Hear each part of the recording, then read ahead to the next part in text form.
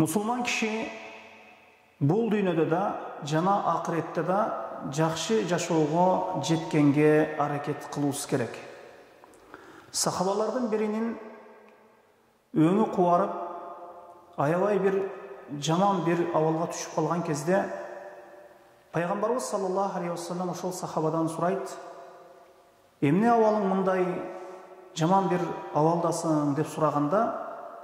жанагы сахаба Аллахтын элчиси: мен Аллах Таалага дуа кылып жатам, акырет жамандыгын мага бул дүйнөдө берсин, ошол эмне жамандык болсо дагы акыретте болбосун, бул дүйнөдө башыма түссүн, жамандыктын баарасын ушул дүйнөдө көрөйүн,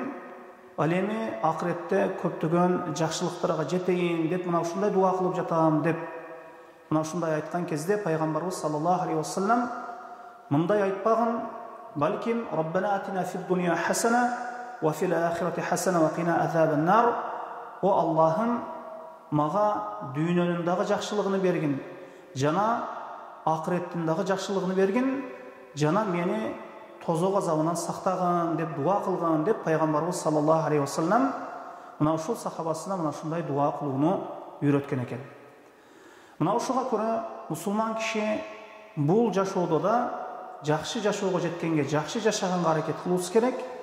жана Аллахка баш ийүү менен Аллах Таала буйрган парз ибадаттарды жана башка ибадаттарды аткаруу менен